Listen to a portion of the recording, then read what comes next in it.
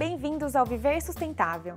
As doenças transmitidas pela água poluída e pelo saneamento ruim representam a quinta maior causa de mortes de mulheres em todo o mundo, matando mais que a AIDS, a diabetes ou o câncer de mama, revelaram pesquisadores. Quase 800 mil mulheres morrem todos os anos por falta de acesso a banheiros seguros e a água limpa, segundo a WaterAid, uma organização sediada em Seattle, nos Estados Unidos. Quem nos fala sobre isso é o professor deputado federal Mendes Tame. Hoje no mundo só existem 3 doenças mais letais para as mulheres do que a falta de saneamento, que são as doenças cardíacas, os derrames e as doenças respiratórias. Hoje, 1 bilhão de mulheres, praticamente 1 em cada 3 mulheres no mundo, não tem acesso a um banheiro seguro e particular.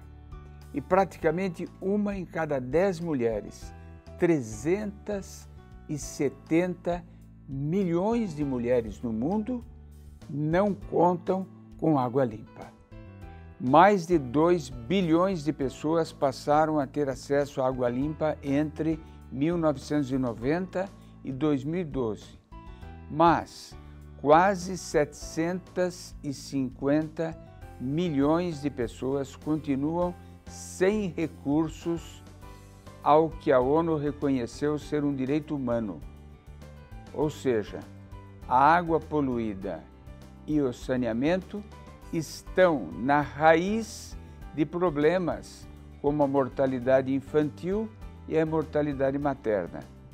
Muitas mulheres em países em desenvolvimento ainda dão à luz em casa, sem acesso à água limpa, expondo-se a infecções, assim como os seus bebês. Sem acesso a banheiros seguros, mulheres e garotas são obrigadas a fazer as suas necessidades ao ar livre, notadamente à noite, e acabam sendo vítimas de assédio e de abusos sexuais. Além disso, em muitos países, notadamente países pobres, há um conceito cultural de que cabe às mulheres buscar água, o que as obriga a gastar grande parte do dia indo e voltando de lugares onde há bicas ou poços com água, e isso as impede de frequentar a escola ou de cuidar melhor de suas famílias. Não perca no próximo bloco a entrevista que Nancy Tame fez com a professora doutora Rita Jagger sobre os riscos e as vantagens da utilização do aquífero Guarani. Você sabia que as árvores são grandes captadoras de CO2? Estima-se que as florestas do mundo armazenam 283 gigatoneladas de carbono. Este valor, somado à quantidade de carbono estocado nas madeiras cortadas, nas palhas e no solo, representa aproximadamente 50% a mais de todo o carbono encontrado na atmosfera. A perda das florestas naturais ao redor do mundo contribui para as emissões globais. Controlar o desmatamento é uma forma altamente efetiva de reduzir emissões. Olho vivo, consumidor! Segundo estudos, a copa das árvores pode abrigar até 70% das espécies existentes numa floresta tropical. Na Amazônia, por exemplo, foram encontrados mais de 1.200 tipos de besouros em uma única árvore. Isso comprova que a nossa floresta amazônica realmente possui a maior biodiversidade do mundo. Portanto, ajude a conservar nosso tesouro natural. Compre apenas madeira certificada e diga não ao desmatamento e não também à biopirataria. Assista agora a entrevista com Rita Jagger sobre os riscos e as vantagens da utilização do aquífero Guarani. Olá, nós temos o prazer e a alegria hoje de estar recebendo a Rita Jagger. A Rita, que é agrônoma, também advogada, inclusive minha colega de turma nos anos de Exalc, e é uma pessoa que entende muito e tem um trabalho recente sobre o aquífero Guarani. Rita, é um prazer e uma alegria realmente tê-la aqui conosco para falar num assunto tão importante e atual, né? Muito obrigada pelo convite e eu estou muito feliz de poder compartilhar esse momento com vocês. e eu andei lendo o seu trabalho. Tem alguns pontos bastante interessantes, princípios, você traz algumas reflexões, mas para começar a falar do assunto, acho que seria muito importante o conceito do que é um aquífero e o que é especificamente o aquífero Guarani.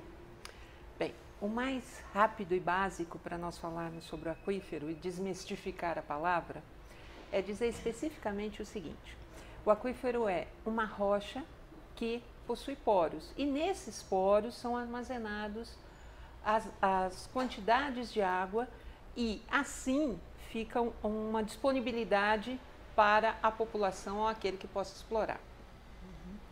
Nesse sentido, não se trata de um rio subterrâneo, mas uma esponja rochosa que armazena... É o conceito que a maioria tem, né? Que é um rio subterrâneo, né? Na verdade, ele precisa de alguma força para tirar essa água, tá certo? E o aquífero Guarani especificamente, qual é a abrangência dele? Ele hoje é tido como um dos maiores aquíferos do mundo. O Brasil hoje detém da água disponível no planeta, vamos colocar aí, 3% da água seria água doce, 2% estão nas geleiras, 1% disponível. O Brasil aí está com uma ordem de 12% dessa água disponível. E grande parte dela, além daquele que nós conhecemos como rios, lá na região norte, Amazônia, esse tipo, nós temos o aquífero, que se encontra, na verdade, em 8 estados brasileiros e mais 3 estados da América do Sul. Listando aí para você, Brasil, Argentina, Uruguai e Paraguai.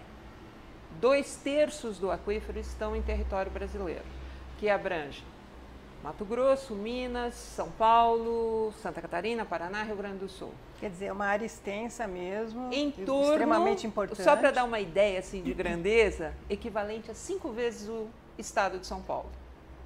1,2, mais ou menos, milhões de quilômetros quadrados.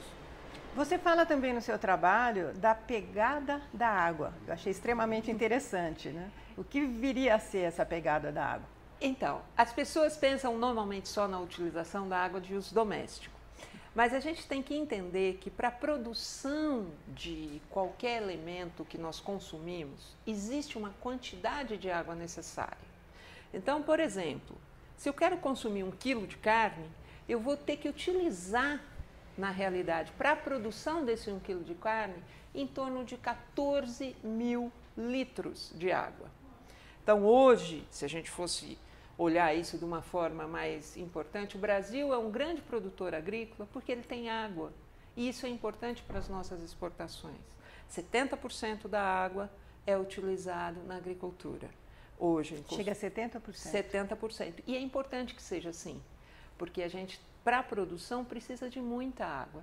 Independente das frutas, verduras, o arroz, o feijão que nós consumimos. Nós temos aí uma quantidade de água, quando nós fazemos uma exportação, que é necessário, a gente precisa de muita água para fazer isso. E isso é importante que a gente considere. E o aquífero, nesse sentido, só olhar a situação dele, que é sudeste e sul, ele é de extrema importância e a gente tem que conservar. Quer dizer, nós não chegamos ainda numa priorização, vamos dizer assim, das culturas que nós vamos produzir em função da quantidade de água que é demandada pela cultura, mas talvez a gente vá chegar nisso um dia. É uma reflexão bastante importante essa que você está fazendo, principalmente se a gente for considerar o seguinte: no aquífero você tem regiões que estão mais próximas da superfície, essa formação rochosa está mais próxima da superfície, em alguns locais ele está mais profundo. Então, essa quantidade de água que eu vou pegar, ela tem aí um custo para você tirar, que é a perfuração de poços. Então, você teria, por exemplo, região de Ribeirão Preto, região ali de São Carlos, de Tirapina, é uma região onde ele está mais próximo da superfície. Daí vem uma outra reflexão importante. Essa área nós temos que proteger mais, porque se ela for contaminada, eu contamino todo o aquífero. Pois é, existem meandros, né? Realmente uma rede de reflexões a respeito disso. E nós temos visto uma crise também em relação à questão hídrica, né? E uma delas, que está bastante evidente, é a de São Paulo. Você considera que isso é um momento excepcional ou que realmente já era previsto, ou é pontual, ou nós podemos enxergar com uma maior abrangência na questão do tempo, na questão de prioridades, como nós falamos até aqui? Eu penso que previsível, exatamente nos moldes que ela está acontecendo, nós não temos essa certeza. Por quê? Porque o meio ambiente é muito dinâmico. Então nós temos que refletir que aquilo que nós estamos fazendo hoje, nós vamos, na verdade, colher no futuro. Recentemente tem um trabalho também do nosso colega na Amazônia, que é o Nobre, falando que isso era previsível exatamente por conta do desmatamento da Amazônia. As pessoas falam em falta de água. Na realidade, está chovendo, a quantidade de água ela é fixa. Só que se chover no local inadequado, se nós não conseguirmos reabastecer o rio com essa água que, na verdade, choveu, se nós não conseguirmos fazer com que ela penetre no solo, o que acontece? Nós não estamos podendo utilizá-la, ela vai se transformar em água salgada e essa disponibilidade vai ficar cada vez mais rara para nós. Quer dizer, o ciclo hidrológico, né, pensado de uma forma com planejamento realmente, e isso vai afetar a questão da concentração nas cidades, o uso que é concentrado em determinadas regiões, essas demandas. Sim, nós teríamos que refletir, inclusive, por exemplo, se eu tenho uma água que é um pouco mais salobra, eu posso ter uma indústria ali eventualmente. Mas se eu tenho uma água mais pura, e as águas, o que é importante falar das águas dos aquíferos, é que em função da infiltração que ela tem, ela atravessa essas camadas rochosas, ela é uma água que, na verdade, ela quase que filtrada. Então, ela demanda pouco custo para consumo humano, o que é muito interessante. Então, por isso nós deveríamos preservar mais. Quer dizer, nós temos uma riqueza imensa com esse aquífero que não começou a ser utilizado, e é o maior, como você disse, com uma abrangência do território nacional. Mas eu queria saber de você, Rita, o que você pensa em relação a começarmos a utilizar o aquífero, ou o uso sustentável dele? Nós, na verdade, já utilizamos, algumas cidades utilizam bastante. Agora, e nós utilizamos, e esse é o motivo de eu ter estudado isso de uma forma mais detalhada, é que essa utilização tem que ser mais fiscalizada. Porque existe uma perfuração de poços. Artesianos. Artesianos em alguns momentos e não artesianos, que não existe controle.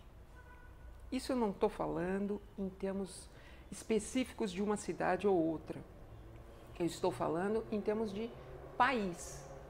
Na realidade, nós não controlamos isso e da forma com que se retira essa água. Mas teria que ter uma autorização, estudo de impacto? Existe uma autorização em alguns estados, outros não. Mas, independentemente disso, quanto se tira de água de cada aquífero? Não se tem essa perspectiva. E isso é importante porque eu precisaria, para ser sustentável, falando em viver sustentável, que eu soubesse quanto eu tirei, quanto choveu esse ano, como é esse ciclo, quanto eu posso tirar. Eu respeitar o limite da natureza. Esse seria o ideal. Na realidade...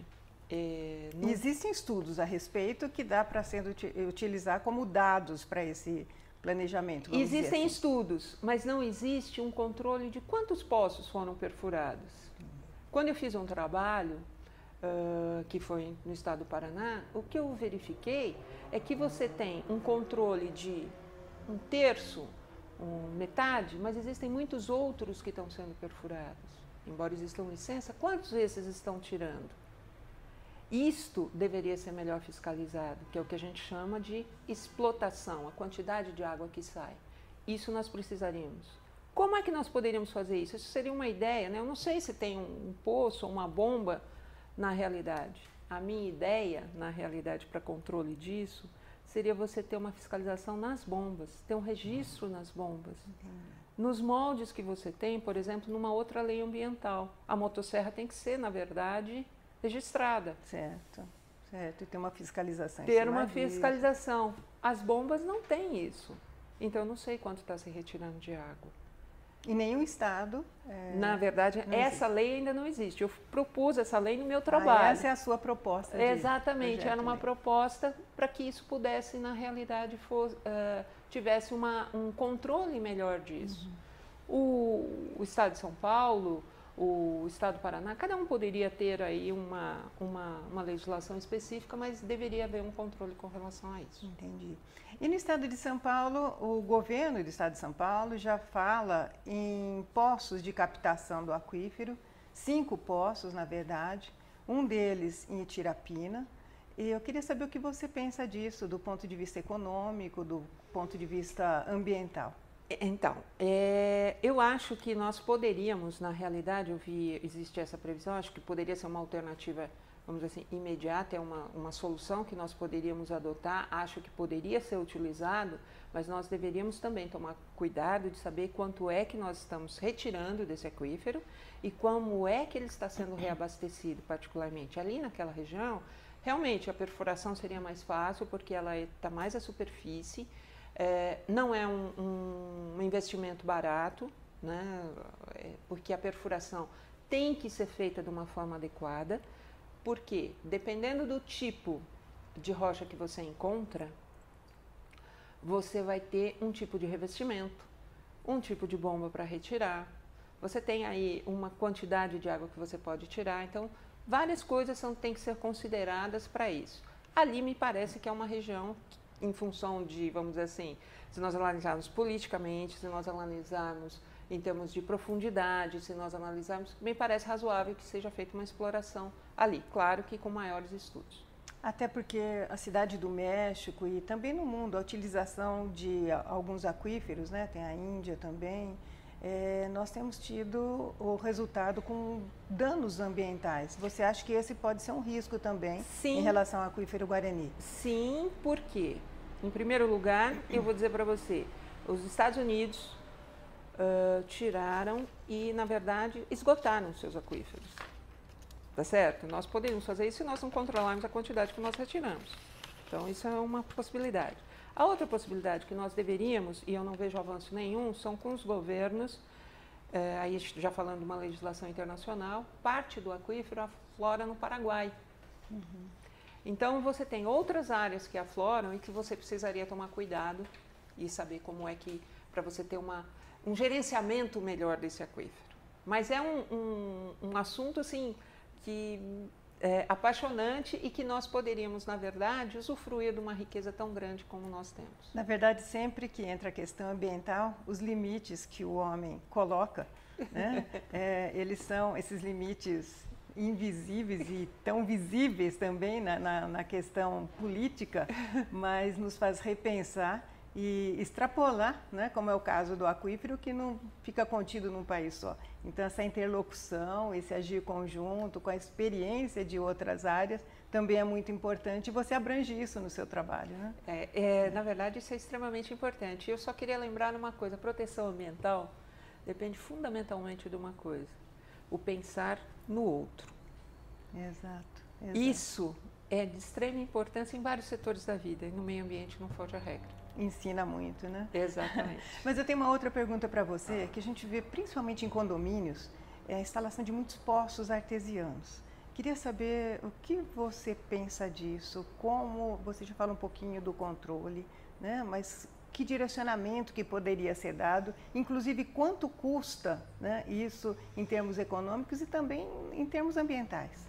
Eu acho importante falar isso primeiro. Cuidado, senhor síndico, com a responsabilização, inclusive ambiental, criminal disso aí.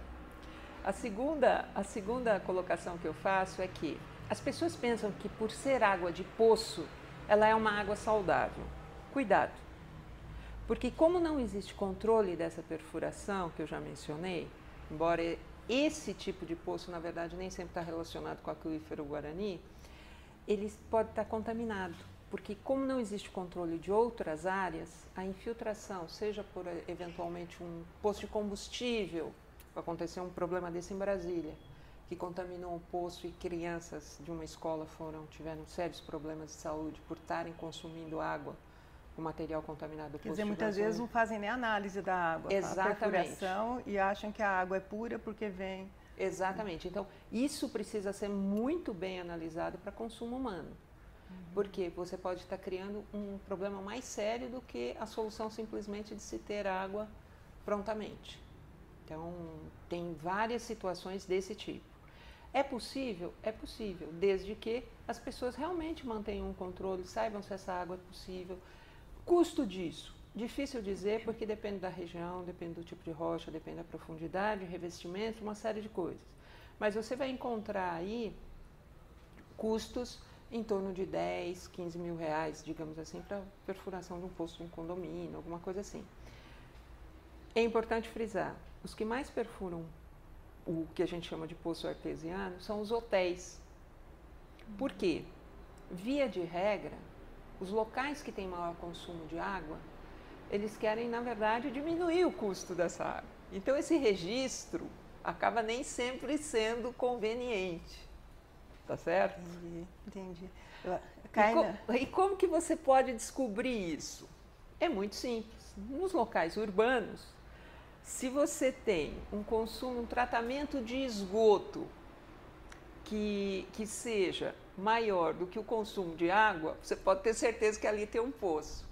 Então, seria interessante que as autoridades, na verdade, fixassem isso, ou tivessem isso em mente para que a gente pudesse... Quer dizer, você tem indícios, né? Você consegue ter dados para levantar esses pontos. E acho que nós retrocedemos naquilo que você falou há pouco. Cuidar, gestão ambiental, pensar no meio ambiente e pensar no outro. E que nós vemos também, além dos hotéis e daquele poço artesiano que é para todo o condomínio, em muitas residências, né? É o salve-se quem puder. Quer dizer, eu vou resolver o meu problema. E acho que bastante interessante também que você coloca da responsabilidade aí do síndico. É uma coisa, por exemplo, que eu não sabia. A responsabilidade é séria. Existem processos criminais contra eles. Já sendo relacionados com relação a isso. Até porque, se você não tiver uma análise correta, você pode estar, na verdade, trazendo sérios prejuízos realmente para as pessoas. Porque consumo, às vezes, de material pesado, de resíduo sólido, material pesado, metais pesados na água, isso não é difícil acontecer. Muito interessante.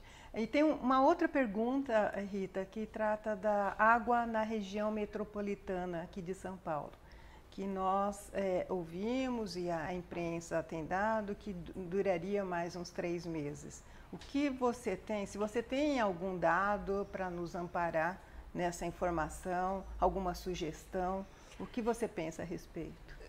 Isso é um dado difícil da gente avaliar, né? Porque, na realidade, em 3 meses, eu penso que as pessoas estão com grandes obras, trazendo grande captação, desviando, na verdade, a água da superfície para que isso pudesse, em algumas outras regiões, com a perspectiva de poço. Mas, mesmo assim, na região metropolitana, nós tínhamos que repensar, na realidade, na utilização com que nós temos da água. Hoje, várias coisas, deveriam haver campanhas maiores, conscientizando as pessoas. Mais visíveis, você acha uma coisa mais visíveis, mas de consciência. Quando eu vejo alguém dizendo assim, essa água aqui é de uma nascente interna, pode lavar seu carro, porque aqui é de poço, aquilo me consome. Porque não interessa se a água é de poço ou não. Nós temos uma quantidade limitada e isso deveria ser considerado. A água não é sua, a água é de todos. Não é porque você paga pela água que ela é sua. Não, ela não é sua. Ela é de todos. Por isso que eu falo, é importante que você pense no outro. Como nós dissemos no começo, a Rita, ela é engenheira agrônoma, é advogada e tem um trabalho interessantíssimo sobre o aquífero Guarani. E um trabalho com reflexões importantes para a conscientização. Então, para finalizar, Rita, queria que você deixasse uma mensagem nesse trabalho tão valoroso e a gente vê essa preocupação, esse sentimento seu, né, nesse bem tão precioso que é a água. Queria que você deixasse uma mensagem para quem está assistindo o nosso programa. Eu gostaria de agradecer e queria que todos aqueles que me ouvem nesse momento pensassem que a água é uma dádiva que nós recebemos. E que nós temos que, na verdade, pensar nela como um bem e cuidar desse bem. Assim como nós cuidamos da nossa própria vida, nós temos que cuidar desse bem que nos foi dado. Muito obrigada. Rita, muito obrigada. Foi um prazer, uma alegria até emocionante te rever depois de de alguns anos, né? Nós que estudamos juntos, e parabéns pelo seu trabalho, um trabalho tão valoroso e tão atual também. Obrigada, Rita. Obrigada a você.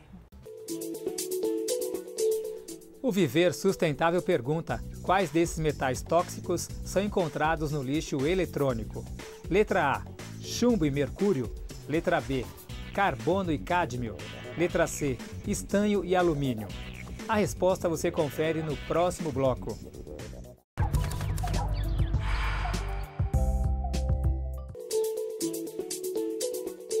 No bloco anterior, o Viver Sustentável perguntou quais metais tóxicos são encontrados no lixo eletrônico. A resposta correta é letra A, chumbo e mercúrio. O contato por tempo prolongado com esses materiais pode causar sérios danos à saúde, como a diminuição de funções cerebrais. Com dados fornecidos pelo Sempre, vamos conhecer agora os preços por tonelada das principais matérias-primas destinadas à reciclagem.